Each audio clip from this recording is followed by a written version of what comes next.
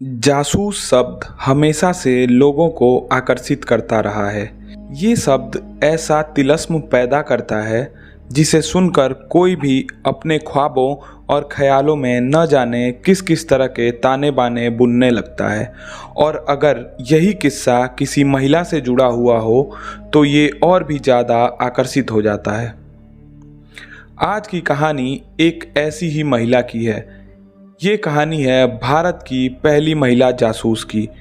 उस महिला की ज़िंदगी की शुरुआत अपने आप में हैरतअंगेज है, लेकिन उस कहानी का अंत बेहद चौंकाने वाला और अफसोसनाक भी है। मगर ये कहानी बहुत सीख भी देती है, जिससे ये भी पता चलता है कि ज़िंदगी बस जीने का नाम नहीं है, बल्कि इंसान का जीवन किसी मिशन का नाम है। ये कहानी उस महिला की है जिसने अपनी पूरी ज़िंदगी एक मिशन के लिए कुर्बान कर दी, और एक गुमनाम मौत ने कैसे उसे वक्त के साथ पूरी तरह से भुला दिया। सबसे हैरतअंगेज पहलू यही है कि इस महिला ने अपने काम को एक मिशन की तरह पूरा तो किया, लेकिन कभी सरकार या सिस्टम से कुछ नहीं मांगा।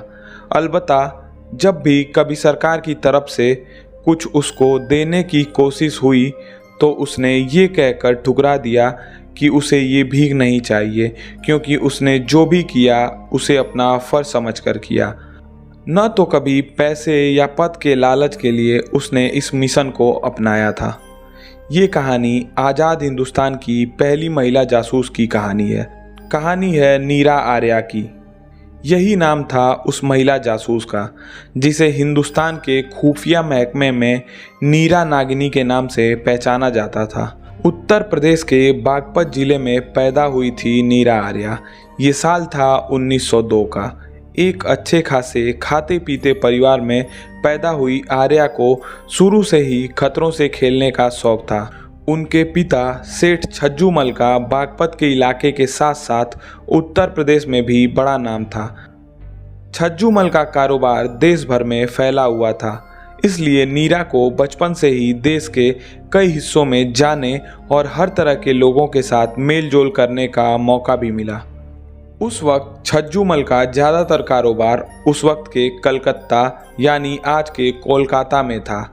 ये वही दौर था जब मुल्क में अंग्रेज़ों की हुकूमत थी, और सेठ छज्जूमल का ज़्यादातर कारोबार के सिलसिले में अंग्रेज़ों के साथ ही उठना बैठना था। मगर इसके ठीक उलट छज्जूमल के परिवार के दोनों बच्चे यानी नीरा आर्या और उनका भाई शुरू से ही इस बात के कायल थे, ये देश हमारा है और अंग्रेज़ क्यों इस मुल्क पर हुकूमत कर रहे हैं। बहरहाल नीरा आर्या अपने परिवार के साथ कोलकाता गई और काफ़ी वक्त उन्होंने वहीं बिताया। उनकी पढ़ाई लिखाई ज़्यादातर कोलकाता में ही हुई। पढ़ते पढ़ते नीरा उस वक्त के बदलते भारत और भारत के आज़ादी के परवानों के बारे में भी अखबारों और पत्रिकाओं में पढ़ने लगी, तो उसके दिल की वो भावना और भी मजबूत होती चली गई कि आखिर ये अंग्रेज़ उसके मुल्क पर राज क्यों कर रहे हैं। पढ़ाई लिखाई के दौरान ही नीरा ने कोलकाता में ही सुभाष चंद्र बोस का नाम सुना, क्योंकि नेताजी का नाम आज़ादी की लड़ाई लड़ने वाले आज़ादी के परवानों की फहरिस्त में काफ़ी इज्जत से लिया जाता था। लिहाजा उसका बहुत असर नीरा पर भी पड़ा। नेताजी के अलावा नीरा ने महात्मा गांधी और जवाहरलाल नेहरू के साथ साथ और भी कई स्वतंत्रता सेनानियों के बारे में पढ़ा। सुभाष चंद्र बोस के विचारों से नीरा आर्या बहुत ज़्यादा प्रभावित थी। वो भी इस विचारधारा को सही मानती थी कि बिना लड़े देश को आज़ादी नहीं मिल सकती। हालांकि गांधी जी की विचारधारा इससे काफ़ी अलग थी। इसी बीच सुभाष चंद्र बोस ने आज़ाद हिंद फौज का गठन किया, और नीरा आर्या भी इस आज़ाद हिंद फौज में शामिल होने के लिए उतावली हो गई। और इसी सिलसिले में नीरा आर्या ने सुभाष चंद्र बोस से मुलाकात की और अपनी विचारधारा के बारे में उनको बताया। सुभाष चंद्र बोस उस सयानी हो चुकी नीरा आर्या की सोच और समझ के कायल हो गए। इधर नीरा आर्या सुभाष चंद्र बोस की आज़ाद हिंद फौज में शामिल होने का इरादा करके उसकी तैयारी में लगी हुई थी। उधर उनके पिता छज्जूमल ने पुलिस के एक सीआईडी ऑफिसर के साथ उनका रिश्ता तय कर दिया। उस सीआईडी ऑफिसर का नाम था श्रीकांत जयरंजन दास। नीरा आर्या के सामने अब गजब की दुविधा थी। वो अंग्रेज हुकूमत को नापसंद करती थी, लेकिन उनके जीवन की एक डोर अंग्रेजों के ही मुलाजिम एक पुलिस ऑफिसर के साथ होने जा रहा था, यानी एक ऐसा अफसर जो अंग्रेजों के लिए उन लोगों की खुफियागिरी करे जो देश की आज़ादी की लड़ाई में अंग्रेजों के खिलाफ काम कर रहे थे। चूंकि नीरा अपने पिता का ज़्यादा विरोध नहीं कर सकी और छज्जूमल ने भी अपनी बेटी के भविष्य को ध्यान में रखते हुए अपनी समझ के हिसाब से एक अच्छा पढ़ा लिखा रसूखदार परिवार को देखते हुए श्रीकांत के साथ नीरा का ब्याह कर दिया। शादी के बाद नीरा अपने ससुराल चली गई और अपने घर के ही कामों में व्यस्त हो गई, मगर उन्होंने न तो अपनी विचारधारा बदली और न ही उस वक्त की तमाम आज़ादी के परवानों से जुड़ी खबरों के प्रति अपनी रुचि ही छोड़ी। वो घर के साथ साथ ऐसे कार्यक्रमों का भी हिस्सा बनती रहीं जो कहीं न कहीं भारत के स्वतंत्रता सेनानियों के लिए किए जा रहे थे। नीरा की सामाजिक गतिविधियों की वजह से उनके पति श्रीकांत को शक हुआ कि हो न हो उनकी पत्नी का स्वतंत्रता सेनानियों के साथ कोई न कोई संपर्क जरूर है। इसी बीच नीरा आर्या घर वालों की मर्जी के खिलाफ सुभाष चंद्र बोस की आज़ाद हिंद फौज में शामिल हो जाती हैं। सबसे दिलचस्प यही है कि सुभाष चंद्र बोस की आज़ाद हिंद फौज में एक जासूसी का विंग भी था और इस विंग की कमान संभाल रहे थे पवित्र मोहन रॉय। पवित्र मोहन रॉय की ही जिम्मेदारी थी कि फौज में जासूसों की भर्ती कराना और फिर ट्रेनिंग के बाद उनसे जासूसी करवाना। असल में पवित्र मोहन रॉय ने यह महसूस किया था कि उस वक्त अंग्रेज अफसरों को अपने घरों और दफ्तरों में काम करने के लिए महिलाओं की ज़रूरत महसूस होती थी। लिहाजा पवित्र मोहन रॉय ने ये आइडिया निकाला कि क्यों ना अंग्रेज अफसरों की हरकतों पर नज़र रखने के लिए ऐसी औरतों की भर्ती अपने जासूसी महकमे में कर ली जाए जिन्हें घरेलू नौकर बनाकर अंग्रेज अफसरों के घरों में भेजा जा सके और उनकी खुफिया खबरों को हासिल किया जाए। तो पवित्र मोहन रॉय ने अपने महकमे में शामिल कई महिला जासूसों को अंग्रेज अफसरों के घर में काम करने वाली घरेलू नौकरानी बनाकर तैनात कर दिया। ये महिला जासूस देखने में घरेलू नौकर होती, लेकिन असल में होती थी पवित्र मोहन रॉय के महकमे की जासूस, जो न सिर्फ अच्छी अंग्रेजी समझ सकती थी बल्कि कोड वर्ड में की गई बातों का मतलब भी निकालने में माहिर थी। अब देखने में घरेलू नौकरानी अंग्रेज अफसरों के घरों में काम करती और उनकी बातें भी सुनती और उन बातों को इकट्ठा करके पवित्र मोहन राय के एजेंटों तक पहुंचा भी देती। नीरा आर्या जब आज़ाद हिंद फौज में शामिल हुई तो मोहन रॉय ने उन्हें भी इसी मिशन का हिस्सा बना दिया। अपने जासूसी के दिनों में नीरा आर्या ने अंग्रेज अफसरों के कई बड़े ऑपरेशन की जानकारी अपने महकमे तक पहुंचाई, जिससे कई मौक़ों पर कई क्रांतिकारियों की जान को बचाया जा सका।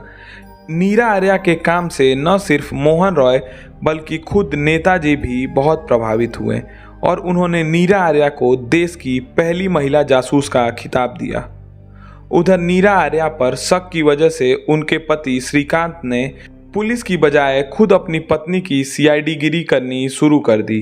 कुछ ही दिनों में श्रीकांत को ये पता चल गया कि नीरा आर्या आज़ाद हिंद फौज बनाने वाले नेताजी के बेहद करीब है। इसी बीच अपनी पत्नी का पीछा करते हुए श्रीकांत उस ठिकाने पर पहुंच जाता है जहां सुभाष चंद्र बोस अपने साथियों के साथ अक्सर गुप्त बैठकें किया करते थे। नेताजी को सामने देखकर सीआईडी अफसर श्रीकांत दास ने निशाना साधा और गोली चला दी। इत्तेफाक से गोली नेताजी को नहीं लगी। अपने हीरो पर गोली चलती देख नीरा आर्या बीच में कूद पड़ी। वो एक ट्रेंड जासूस भी थी, लिहाजा हथियार चलाने और हथियारों से बचना भी उन्हें अच्छी तरह आता था।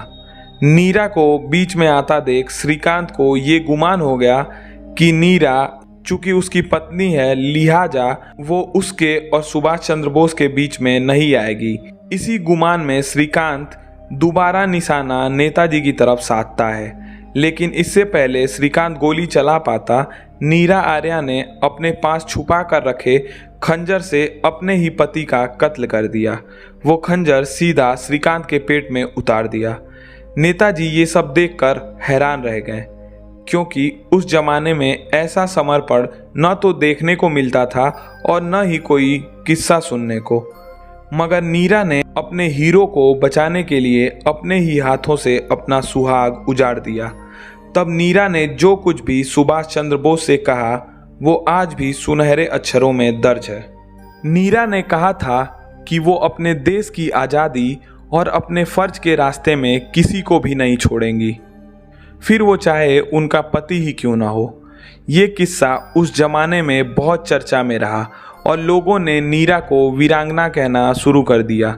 नीरा अपना काम और अपना फर्ज निभाती रहीं और इसी बीच उनका भाई भी क्रांतिकारियों की फौज में शामिल हो गया। 1945 में एक रोज खबर सामने आई कि एक हवाई हादसे में नेताजी की मौत हो गई। इस खबर ने आज़ाद हिंद फौज में खलबली मचा दी। कई लोग मायूस हो गए, लेकिन देश में माहौल आज़ादी का भी बनने लगा था। ये बात हर गली हर चौराहे पर होने लगी थी कि अंग्रेज अब भारत से अपना बोरिया बिस्तर समेटकर जा सकते हैं। इसी बीच ये खबरें तेजी से आने लगी कि आज़ाद हिंद फौज के कई सैनिकों ने अंग्रेजों के सामने समर्पण कर दिया। जिन आज़ाद हिंद फौज के लोगों ने सियासी नेताओं के कहने पर अंग्रेजों के सामने समर्पण किया, उन सभी पर 1945 से लेकर दिसंबर 1946 तक दिल्ली के लाल किले में मुकदमा चला और उन लोगों में एक नीरा आर्या भी थी। अंग्रेज हुकूमत ने इस मुकदमे में आज़ाद हिंद फौज के तमाम सिपाहियों को बरी कर दिया, ये सोचकर कि अब इस फौज का असली कमांडर तो रहा नहीं, लिहाजा अब ये लोग कुछ नहीं कर सकते। लेकिन एक सिपाही को इस मुकदमे से बरी नहीं किया गया था और वो थी नीरा आर्या, देश की पहली महिला जासूस। असल में नीरा आर्या पर न सिर्फ जासूसी का इल्ज़ाम था और न सिर्फ आज़ाद हिंद फौज में शामिल होने का इल्ज़ाम था, बल्कि एक अंग्रेज पुलिस अफसर के कत्ल का संगीन इल्ज़ाम था, जो कि इत्तेफाक से नीरा आर्या के पति भी थे। नाम था श्रीकांत दास। नीरा आर्या को अंग्रेज अदालत ने उस वक्त की सबसे बड़ी सज़ा यानी काला पानी की सज़ा सुनाई। अंडमान निकोबार में काला पानी की सज़ा के वक्त के किस्सों को नीरा आर्या ने खुद अपनी किताब में दर्ज किया है।